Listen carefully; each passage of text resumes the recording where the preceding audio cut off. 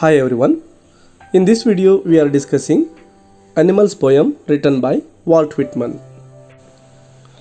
This is a very short and very lovely poem. In this poem the poet expressing his love towards animals. Here the poet telling us that animals are better than human beings and they have all the qualities that humans are lacking. Here the poet wants to turn into an animal and experience a life which is free of sins and sorrow.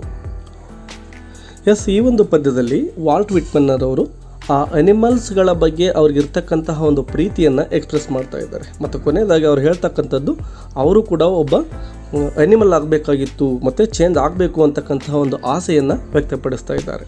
ಅವರು ಯಾವೆಲ್ಲ ಕ್ವಾಲಿಟೀಸ್ಗಳನ್ನು ಅನಿಮಲ್ಸ್ನಿಂದ like ಮಾಡ್ತಾ ಇದ್ದಾರೆ ಮತ್ತು ಯಾಕೆ ಅವರು animal ಆಗಿ change ಆಗಬೇಕು ಅಂತಕ್ಕಂಥದ್ದನ್ನು ಈ ಒಂದಿಷ್ಟು ಕಾರಣಗಳಿಂದ ಇಲ್ಲಿ ವಿವರಣೆಯನ್ನು ಕೊಡ್ತಾ ಇದ್ದಾರೆ. ಬನ್ನಿ ಈ ಒಂದು ಪದ್ಯವನ್ನು ಲೈನ್ ಬೈ ಲೈನ್ ಡಿಸ್ಕಷನ್ ಮಾಡ್ತಾ ಹೋಗೋಣ. I think I could turn and live with animals. They are so placid and self contained. I stand and look at them long and long.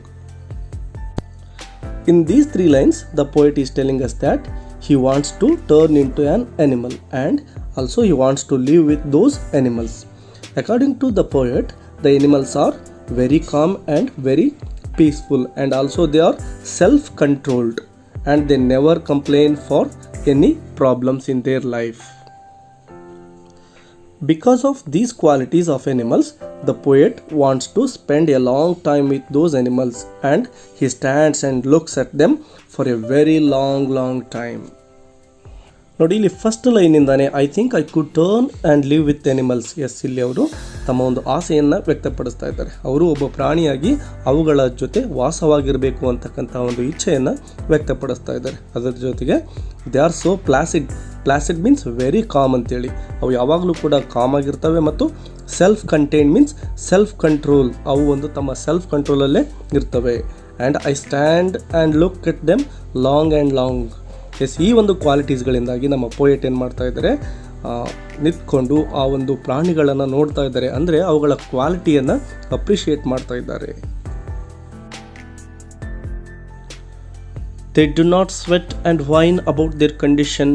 They do not lie awake in the dark and weep for their sins. They do not make me sick discussing their duty to God. In these three lines, the poet is telling us more qualities of animals.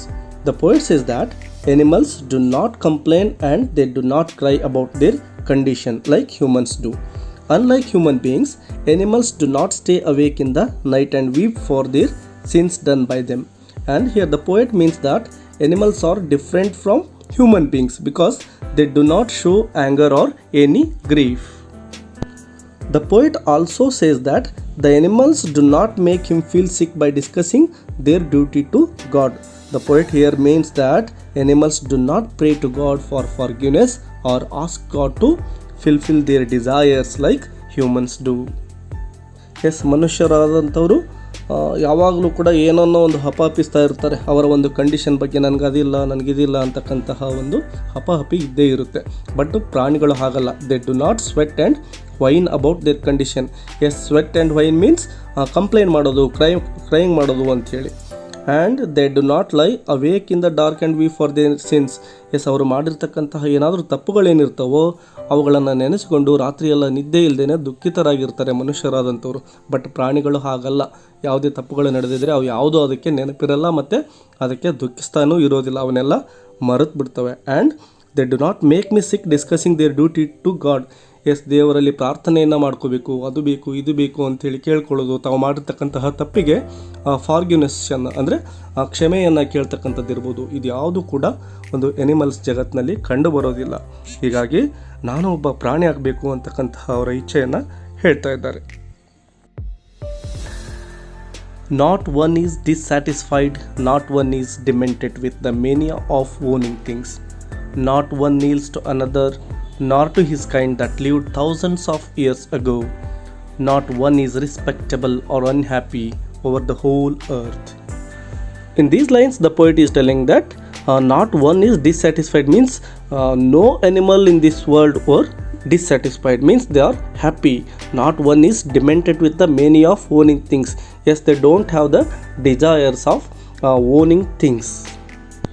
It means that these animals don't have the obsession of possessing more and more things in their life. And one more quality the poet is discussing here: animals do not show respect or bow their heads to other animals or to their ancestors like humans do. Yes, we human beings have the concept of respecting elders, but animals don't have this quality and they never want to respect any elders or their ancestors. According to our poet, all animals are equal in this world and they do not need to respect each other. So for the animals, no one is respectable and unhappy on this whole earth. ಇಲ್ಲಿ ನಮ್ಮ poet ಪ್ರಕಾರ not one is dissatisfied ಅಂದರೆ ಈ ಎನಿಮಲ್ಸ್ಗಳಲ್ಲಿ ಯಾವುದೇ ಒಂದು animal ಸಹ ಒಂದು ಡಿಸ್ಸ್ಯಾಟಿಸ್ಫ್ಯಾಕ್ಷನಿಂದ ಕೂಡಿಲ್ಲ. Not one is demented with the mania of owning things. Yes, ನನಗದು ಬೇಕು, ನನಗಿದು ಬೇಕು ಅಂತಕ್ಕಂತಹ ಡಿಸೈರ್ಸ್ ಆ ಎನಿಮಲ್ಸ್ನಲ್ಲಿ ಕಂಡು ಬರೋದಿಲ್ಲ. And not one kneels to another. Yes, ಬೇರೆ ಒಂದು ಅನಿಮಲ್ಸ್ ಏನಿರ್ತವೆ ಅಂದರೆ ತಮ್ಮ ಹಿರಿಯರು ಅಥವಾ ಬೇರೆ ಪ್ರಾಣಿಗಳು, ಅವುಗಳಿಗೆ ರೆಸ್ಪೆಕ್ಟ್ ಕೊಡಬೇಕು ಅಂತಕ್ಕಂತಹ ಒಂದು ಕಾನ್ಸೆಪ್ಟ್ ಈ ಒಂದು ಅನಿಮಲ್ಸ್ನಲ್ಲಿ ಕಂಡು ಬರೋದಿಲ್ಲ. ಹಾಗಾಗಿ ಅವೆಲ್ಲವೂ ತುಂಬ ಖುಷಿಯಿಂದ ತಮ್ಮ ಜೀವನವನ್ನು ಸಾಗಿಸ್ತಾ ಇದ್ದಾವೆ ಅಂತಕ್ಕಂತಹ ಒಂದು ವಿಷಯವನ್ನು ಪೋಯೆಟ್ ಇಲ್ಲಿ ಹೇಳ್ತಾ ಇದ್ದಾರೆ. So they show their relations to me and I accept them. They bring me tokens of myself. They evince them plainly in their possession. I wonder where they get those tokens. Did I pass that way huge times ago and negligently drop them? In these last lines of the poem, the poet is telling us that the animals show their similarities to him and which he accepts happily. He feels that animals represent human beings in some way. They seem to have innate qualities that humans once had. According to poet, human beings also had these qualities long time ago, but he had forgotten all these qualities or virtues a long time ago and have forgotten all about them now. ಈ ಒಂದು last ಲೈನ್ಸ್ಗಳಲ್ಲಿ ನಮ್ಮ poet ಏನು ಹೇಳ್ತಾ ಇರೋದು ಅಂದರೆ, ಆ ಪ್ರಾಣಿಗಳು ಸಹ ಈ ಒಂದು ಪೋಯೆಟಲ್ಲಿರ್ತಕ್ಕಂತಹ ಕೆಲವೊಂದಿಷ್ಟು ಗುಣಗಳನ್ನು ತೋರಿಸ್ತಾ ಇದ್ದಾವೆ. ಅಂದರೆ ಆ ಪ್ರಾಣಿಗಳು ಮತ್ತು ನಮ್ಮ ಪೋಯೆಟ್ ಒಂದು ಸಿಮಿಲಾರಿಟಿಯನ್ನು ಹೊಂದಿರತಕ್ಕಂಥದ್ದು ಮತ್ತು ಆ ಪ್ರಾಣಿಗಳಲ್ಲಿರ್ತಕ್ಕಂತಹ ಏನೇನೆಲ್ಲ ಕ್ವಾಲಿಟೀಸ್ಗಳಿದಾವೋ ಅವುಗಳನ್ನೆಲ್ಲವನ್ನು ನಾನು ಅಪ್ರಿಷಿಯೇಟ್ ಮಾಡ್ತಾಯಿದ್ದೀನಿ. ಸೊ ಅದು ಒಂದು ಸಿಮಿಲಾರಿಟಿ ನನಗೂ ಮತ್ತು ಪ್ರಾಣಿಗಳಿಗೂ ಇದೆ ಅಂತಕ್ಕಂಥದ್ದನ್ನು ಅವರು ಹೇಳ್ತಾ ಇದ್ದಾರೆ. ಈ ಪ್ರಾಣಿಗಳಲ್ಲಿರ್ತಕ್ಕಂತಹ ಗುಣಗಳು ಏನೇನಿದಾವೋ ಅವೆಲ್ಲವೂ ಕೂಡ ಒಂದಾನೊಂದು ಕಾಲದಲ್ಲಿ ಅಂದರೆ ಬಹಳಷ್ಟು ವರ್ಷಗಳ ಹಿಂದೆ ಮನುಷ್ಯನಲ್ಲಿಯೂ ಸಹ ಇದ್ವು. ಆದರೆ ಕಾಲಕ್ರಮೇಣ ಅವನು ಈ ಒಂದು ಗುಣಗಳನ್ನು ಕಳೆದುಕೊಂಡಿದ್ದಾನೆ ಅಥವಾ ಅವುಗಳನ್ನೆಲ್ಲವನ್ನು ಮರೆತು ಬಿಟ್ಟಿದ್ದಾನೆ ಅಂತಕ್ಕಂಥದ್ದನ್ನು ಪೋಯೆಟ್ ಇಲ್ಲಿ ಹೇಳ್ತಾ ಇದ್ದಾರೆ. S dear students, this is the discussion of this poem. Thank you for watching and take care. Keep learning. Bye bye.